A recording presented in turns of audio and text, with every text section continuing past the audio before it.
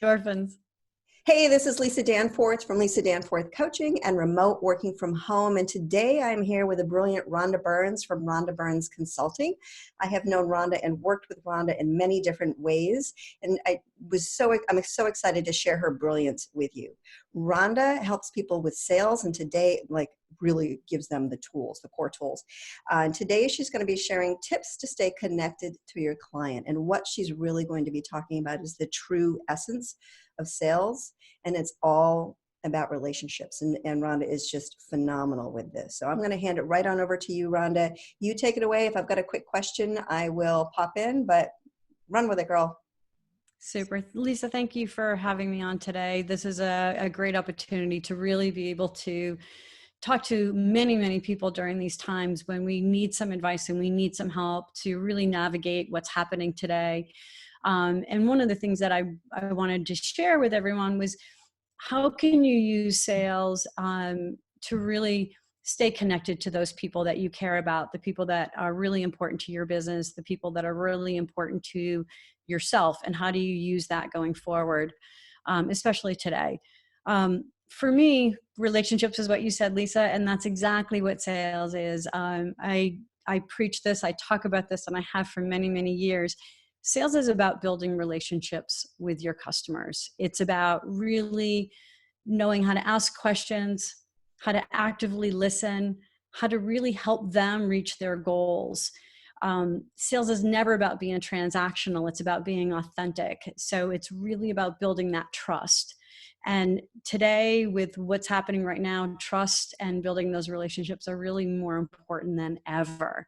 Their foundation. So what I want to share exactly, relationships. And, people are working remote that have never worked remote before. They're isolated in certain areas. This is the opportunity where we really need to start reaching out to people. And I find that sometimes people are just not comfortable with doing that on a regular basis during normal circumstances. So here we are in a very different environment. So how do you do that? How do you get a little bit out of your own comfort zone to reach out to people that really need you right now and really want to hear from you? And this is a really, I'm going to say opportunity, but it really is a chance for you to make sure you stay connected to those you really care about. So I came up with a couple tips that I want to share with you and a couple ways that will be really helpful for you as you reach out. So I'll give you some ideas for those who don't do this on a regular basis, but really should. I highly recommend that you set your goals for the week. So Lisa, you've done a couple of really good things on goal setting and how to do scheduling. I really recommend it, if you have not seen those videos, to go back and take a look at those. Start on Monday. Who are you going to reach out to? How many people? What do you want to do for the week? Really get a good idea around what that's going to be. Whether you're doing sales or any business, that's really super important to being successful in anything that you do in life. So really quantify that. What is that going to look like? Go into your lists and I create lists, and whether you use paper to write them down or you use a computer or you use your CRM, doesn't really matter. Make a list. Make a list of your key accounts that you want to talk to, your top clients, previous clients that you've talked to, business associates, people that you've worked with over the years that you haven't talked to for a while, your peers. Some people work in offices. Don't forget to call and talk to your colleagues. They're in the same position as you are. So I'm really going to talk about connecting today. And this is about picking up the phone. It's about connecting to people, and it's about being authentic during a situation that we really need to make sure that we don't lose that piece that makes us human. And can I just add, I know for you, it's not just picking up the phone and trying to sell. It's literally reaching out and connecting and building the relationship and continuing the relationship, not just picking up the phone to sell. It's literally just connection. That's what you're so good at. It's exactly that. Right. And that's, we talk about being authentic, and being authentic is so important about showing up. Showing up is who you really are. And so in this here, I wanted to say there's a number of different ways of showing up. And what I recommend is, however your client and your relationship with the person that you're going to be calling to or talking to, what is the medium that they like to be spoken to? So when I teach my sales classes, I always talk to people or teach people at the very beginning, The purpose of sales is to get to know your client. So at this point, you should know the people that you're going to reach out and talk to. Do they like to be spoken to by phone? Do they prefer emails? Do they prefer text? Do you talk to them through Facebook? So who are the people? So once you've got your list, decide what's the best way of reaching them, because we all have our own personal ways of doing that. And when you first started that relationship, I highly recommend, if you haven't done it as you go forward, find out how people want to be communicated to. We're all very, very different. So I know some people only like to do emails, but your clients might prefer a phone call. So think about what would be important to them. How do they want to be connected to? How do they want to be reached out to? Rhonda, can I ask you So a quick question? sure. Do you recommend that people literally ask other people? You know, would you prefer that we communicate via email, or like really being that transparent? Absolutely. That's one of the pieces that I believe has been lost when we become more transactional in sales and less relationship. You know, when you think about service and sales and someone calls to place an order, we're just asking for the, you know, what do you need? What color? When do you need it by? Okay, all set, goodbye. Instead of that, what if you took a few extra minutes to actually have a conversation to find out more information? What do you need this for? How often are you going to be using this? Is there anything else that you need while I have you on the phone? Asking those questions at the same time, if it's a really good client of yours, as we move forward, how would you like me to correspond with you? Are you more comfortable in email setting? Are you more comfortable by phone? What is that? That should be something that should be brought up at the very beginning. And I talk about that in asking questions and asking really good questions. And that's one of them that I highly recommend for anybody who is working with the public, working with clients. And actually, it's probably not a bad idea when you're talking to family and friends. Thinking that as well. um, so pick up the phone. I mean, if someone wants you to pick up the phone, and one of the number of people I've been talking to, because I've been reaching out to my clients and people that I've been coaching, and they're like, I'm not really sure what to ask when I get somebody on the phone. And so my suggestion is just call and ask them how they're doing. How are you? How is everything going? What's happening in your industry? What are some of the concerns that you're seeing? What are your thoughts for the future? Listen, be empathetic, ask a few questions, just get them to elaborate on where they are, really show empathy. This is the time when we really need to connect to people and really understand what they're going through. If you have some tips or some helpful information that you can share with them, I highly recommend that you do that. And I'll give you a quick example. I've been very much connected to the state through my relationships with the chambers and convention bureaus. So I get a lot of newsletters from the state. So right now, a lot of my clients are small business owners. And we don't know what's going to be happening for the long term. So I have been sharing some information with a lot of my small business clients and letting them know that there might be some SBA loans available. There are, different organizations they can tap into right now to answer some questions on what's going to happen going forward. There's some great newsletters out there that I think would be really beneficial for them to tap into so that they can stay connected with the most current information that's happening today. So how can you be helpful? What is the information that you're seeing? And we're getting so much information coming across at us. Pick up those nuggets of information that would be helpful to your clients, or your friends, or your family, or your business acquaintances that could help them, and then share them. Send them off. I mean, even if it's something that is just going to cheer their day. I've got friends that have lots of animals and pets, and sometimes we just need a good laugh. So maybe you send them a joke or something with a pet. So it doesn't necessarily have to be business, but if you know your clients and you know who they are, know what it's going to take to help them out in this time. So set up a video conference is my other one. Zoom, I just set up a Zoom Zoom conference for my book club. We were all wondering how we were going to get together during this time where we're all working out of our own homes, and we were going to cancel. And I said, why don't we do a Zoom? We'll grab a glass of wine and have everyone, sit on Zoom. We'll do a video conference and we'll talk about the book so we can stay connected. Again, the whole theme is how do we stay connected during this time? So video conference, send an email or text if that's how people want to communicate. Again, everybody's different. Everybody's going to want to connect differently. And in the emails, again, you can send links. And what I've done with a few people that I've talked to on the phone, do the follow-up. It was great talking to you today. I'm here if you need me. Here's a couple great links that we talked about when we were on the phone today.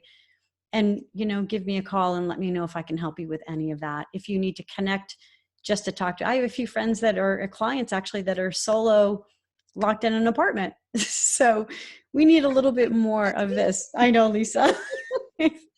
So reach out, do a video conference or send a text or send information. And then also don't be afraid to connect on LinkedIn, Facebook, Instagram, but participate.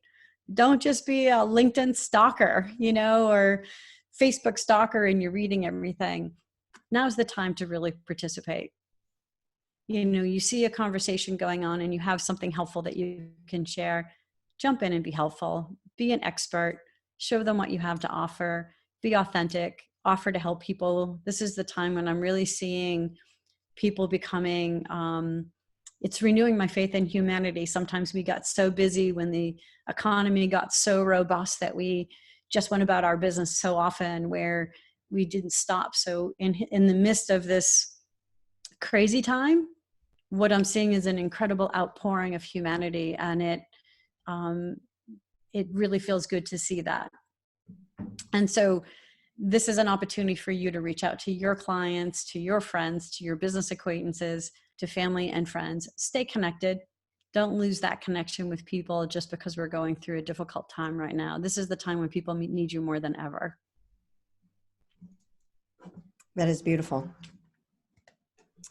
Thank you. May I ask you one question? Because I know one of the things that you and I have worked on, I've worked with Rhonda on multiple levels. Like I said, she's helped me with my sales conversations. And one of the things that Rhonda mentioned, which was so incredibly helpful for me, Rhonda, if you can just share just a little bit, was when I'm meeting someone new, and this might be a little ways down the road, right? It might not be for right now. Right now, it's really about just building the relationships and connection. But one of the things that was pivotal in me showing up differently in having those sales conversations was understanding who the person was. Rhonda had mentioned that I should Google them, just see if they've written anything. What is the tempo? I tend to talk really fast, are they more of an accountant like and more analytical and they don't want the story, they just want the facts? Would you just mind sharing a little bit about that? Because for me, as someone who has always struggled with sales, that was pivotal in me just releasing all of it and just showing up authentically and being able to meet the person where they're at and just be of service. Absolutely. Great question, Lisa.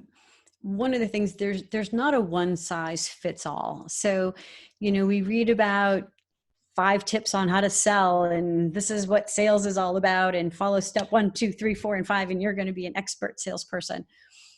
There's no one size fits all. We are all complete individuals, and to really be successful, it's so important to meet people where they personally are. So, for example, what you said, Lisa, is one of the clients that we were working with together. We didn't know much about it. So I challenge my clients to go back and do the research, find out who the person is. Where are they? Where have they been? Go on to LinkedIn and look at, where did they go to school? What groups do they belong to? Where did they work before they have their current job?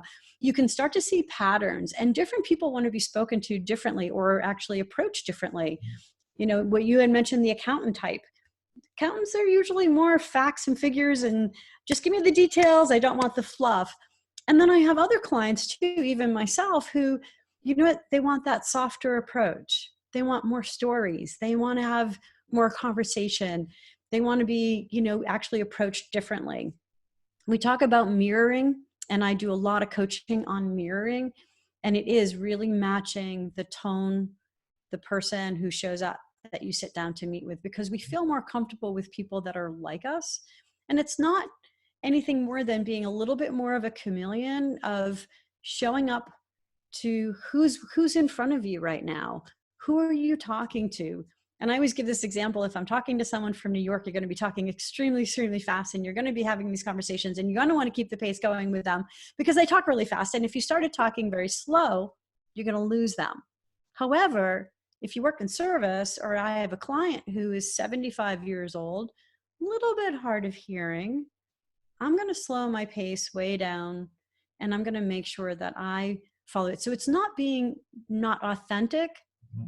It's about Being of paying attention to service. who's in front of you. Excuse me? It's of being of service. I'm sorry, I totally interrupted you. It's No, it's exactly that. It's understanding who you're talking to and how can you make them feel the most comfortable while you take the time to understand who they are and how you can help them. Because sales is never about forcing someone to buy something that they don't need or don't want. Sales is about taking the time to build a relationship, understand who you're talking to, and then figuring out whether you or somebody you know or some of your associates can help them reach the goals that they want to achieve. And that's the true essence of sales. It's that trusted relationship that's going to take you far beyond the one transaction that you have in front of you or the opportunity that you have today. So everything that I teach and I believe is about being customer centric and making sure that you're keeping that relationship front of mind all the time for the long term, not for the short term. beautiful. I really heard you say, gain some clarity, get very clear on who is your ideal customer, and clarity on how you can reach out to them and be of service and not do the salesing. How to reprioritize, how to really look at what is necessary in the moment and bringing that. And then also really understanding what is important now, not, next week, not next year, but really what are your priorities and what is important given the circumstances of today, what is important now. We do need to reassess and we do need to pivot and we do need to figure out, okay, those things that were on my to-do list, yeah, they're important, but these 3 things, those are pivotal within my life and the impact that I can make. So Rhonda, you are phenomenal. I love working with you. Where can people find you so that if they have any questions, they can reach out?